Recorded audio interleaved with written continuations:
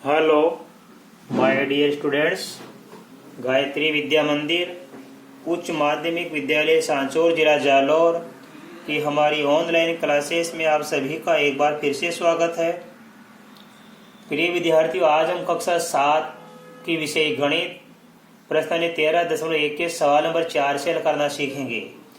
देखो बच्चों, इसमें लिखा है निम्न में से बड़ी संख्या को पहचानिए।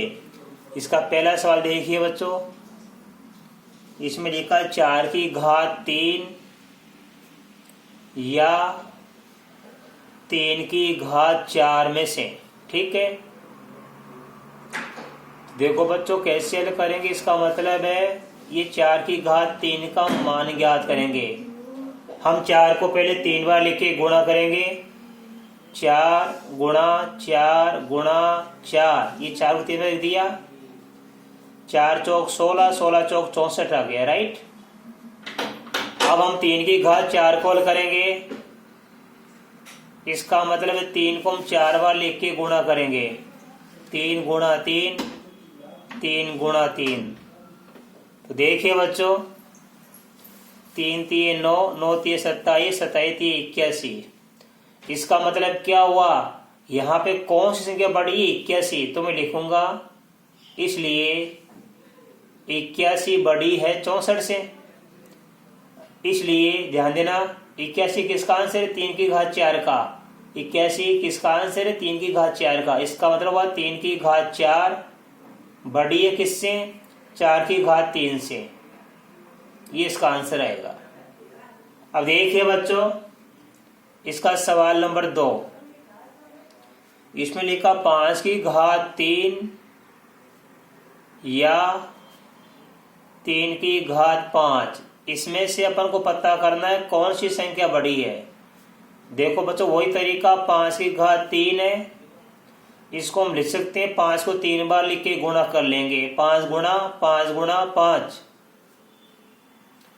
5 को 5 से गुणा करेंगे 25 बनता है। फिर 25 को 5 से गुणा करेंगे 125 बनता है। इसी प्रकार दूसरा हमारे पास में क्या बच्चों? 3 की घात 5। इसका मतलब हम 3 को 5 बार लिख के गुणा करेंगे। 3 को 5 बार लिख के गुणा करेंगे। 3 3 9, 9 3 27, 27 3 81, 81 3 243। राइट, इसका मतलब ये हुआ बच्चों कि 125 से 243 बड़ी है। 243 ये बड़ी का चिन्ह है किससे? 125 से। और इसका मतलब ये हुआ 243 बड़ी है 125 से, अर्थात 243 किसका आंसर है? 3 की घात 5 का। 3 की घात 5 बड़ी किससे होगी? 5 की घात 3 से। ये आंसर। राइट, अब देखो बच्चों, इसी प्रकार इसका क्वेश्चन नंबर 3, इसमें लिखा है 2 की घात 8 या 8 की घात 2। तुम कैसे हल करेंगे? इसी प्रकार हल कर देंगे। देखो, सबसे पहले 2 की घात 8 को लिखेंगे। इसका मतलब 2 को 8 बार लिख के गुणा करेंगे। हम 2 को 8 बार लिखने के बाद गुणा करके देखेंगे। 1 2 3 4 5 6 7 8 हो गया। 2 दूनी 4, 4 दूनी 8, फिर 8 दूनी 16, फिर 16 दूनी 32, 32 दूनी 64, 64 को 2 से करना 128 आता है। 128 को 2 से गुणा करना 256 आता है। दूसरा है 8 की घात 2। इसका मतलब 8 को 2 बार लिख के गुणा करेंगे। 8 गुणा 8 कितना बन जाता है? 64। तो आपके समझ में आ गया 256 बड़ा है 64 से, इसलिए 256 बड़ा है 64 से। और 256 किसका आंसर है?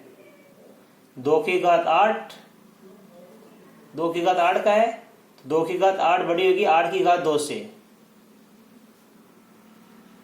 ये आंसर आ गया। बड़ा ही सरल तरीका सिखा रहा हूं। देखो बच्चों, इसी प्रकार देखो 100 की घात 2 या 2 की घात 100 अब इसको अपन हल करेंगे। देखो बच्चों, इसका मतलब हम 100 को कितनी बार लिखेंगे, 100 की घात 2 को 2 बार लिख के गुणा करेंगे, 100 गुणा 100।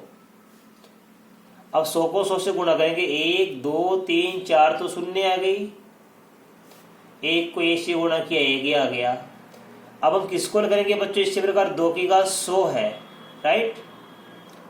इसको अपन हल करेंगे। देखो तो 2 को 100 बार तो लिखने से बहुत लंबा टाइम लग जाता है, पहले कुछ बार लिख लो आप। जैसे 2 को लिख रहा हूँ, 2 एकम 2, 2 दूनी 4, 4 दूनी 8, 8 दूनी 16, 16 दूना 32, 32 दूनी 64, 64 दूनी 128, फिर 128 को 2 से करेंगे 256,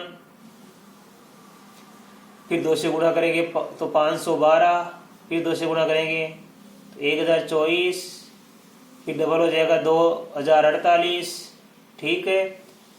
फिर हो जाएगा 4096, फिर हो जाएगा हमारे पास 9000 समथिंग, ठीक है।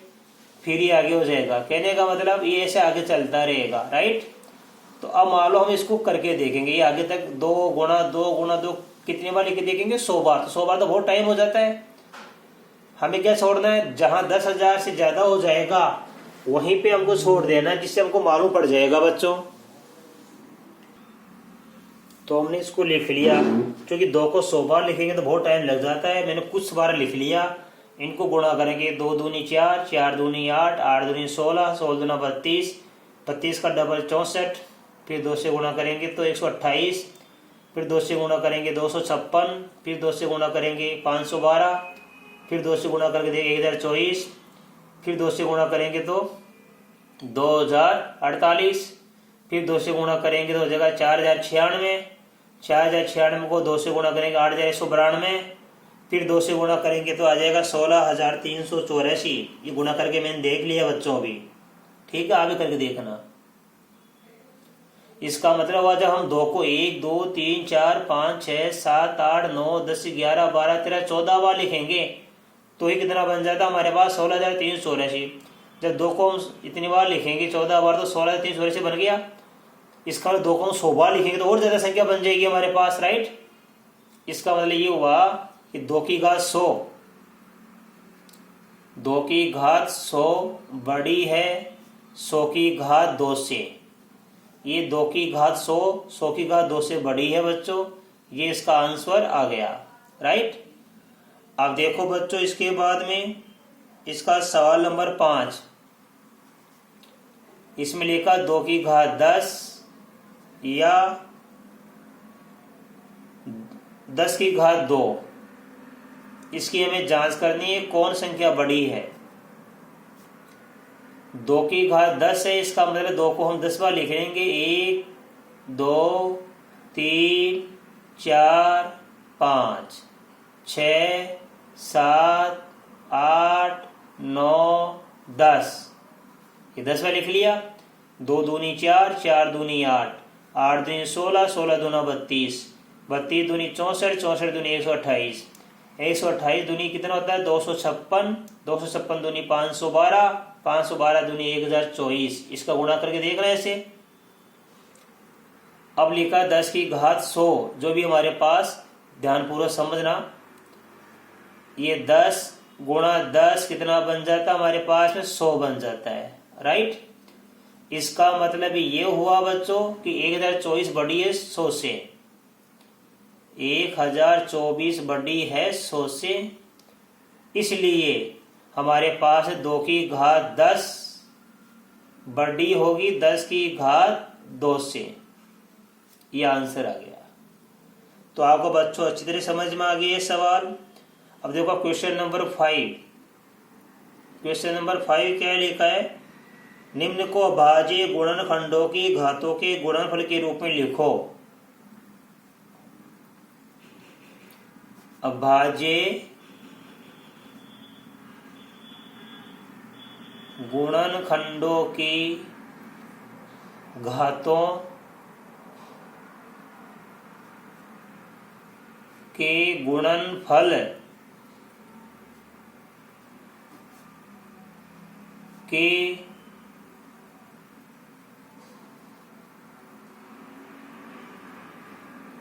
रूप में लिखो।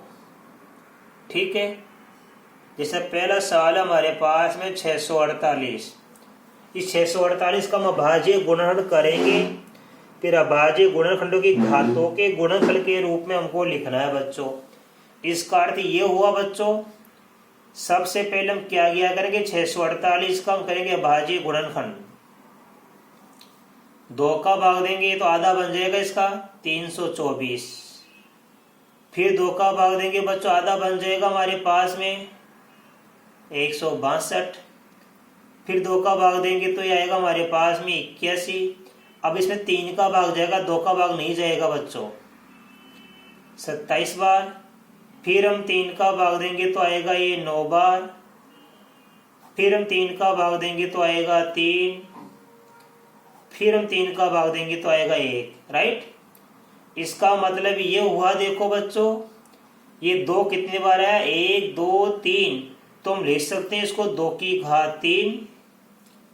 और ये 3 कितनी बार आया, 1 2 3 4 बार, तो हम लिख सकते हैं 3 की घात 4। अर्थात हम 648 को 2 की घात 3 गुणा 3 की घात 4 के रूप में लिख सकते हैं। तो हमने क्या सीखा कि दी गई संख्या को अभाज्य गुणनखंडों की घातों के गुणनफल के रूप में लिखना। तो इस संख्या का पहले हम कर लेंगे अभाज्य गुणनखंड, फिर हम इस आधार का बनाएंगे घातों के रूप में। आधार कितना, 2, ये आधार 2 है और ये आधार 3। आधार 2 कितनी बार आया, 1 2 3 बार, तो 2 की घात 3। आधार 3 कितनी बार आया, 4 बार, 1 2 3 4 बार, तो 3 की घात 4। तो लिखेंगे 2 की घात 3 गुणा 3 की घात 4। इसका पहले का हमको बच्चों आंसर प्राप्त हो गया। राइट, इसी प्रकार देखो अगला सवाल हमारे पास में लिखा है 405। यह लिखा है 405। अब इसका करेंगे हम, देखो ये 405 है, हम सबसे पहले इसे 5 का भाग देंगे। कोई दिक्कत है, 3 का भी दे सकते हो आप, क्योंकि शुरू में 1 का आएगा, 5 है शून्य होता, 5 का दे लिया करो आप। तो 5 का 40 में 8 बार गया, 5 का भाग 5 पे 1 बार गया। अब 3 का जाएगा इसमें 27 बार। फिर 3 का भाग 27 देंगे 9 बार। फिर 3 का भाग देंगे 3 बार। फिर 3 का भाग देंगे 1 बार। तो क्या प्राप्त हो गया, 1 2 3 4, 3 की घात तो क्या हो गई 4, और 5 आया 1 बार। ये आंसर आ गया हमारे पास। ठीक है बच्चों, इसी प्रकार देखो एक सवाल 540 लिखा है, इसमें 3rd नंबर 540। अब इसको हम कैसे करेंगे, ये 540 का हम कर देंगे अभाज्य गुणनखंड। सबसे 2 का भाग देंगे, आधा हो जाएगा ये 270। फिर 2 का भाग देंगे, आधा हो जाएगा ये 2 एकम 2, ये 35। अब बच्चों से 3 का भाग देगा, क्योंकि यहाँ पे एक अंक विषम हो गया, विषम में 2 का भाग जाता ही नहीं है, तो 3 का भाग देके देखना कैसे पड़ेगा। 5 और 3 और 1 को जोड़ दो, 5 और 3 8 और 1 9। जब इन अंकों का योग हमारे पास में ऐसा आता है जो 3 से विभाजित हो, इन अंकों का योग यदि 3 से विभाजित है, 5 3 8 1 9 योग हो गया। अब 9 क्या, 9 में 3 का भाग जाता है, इसका मतलब इस संख्या में 3 का भाग जाएगा। तो 3 का भाग देंगे, 3 चौक 12 बच के 3 25 मतलब 45 बार गया।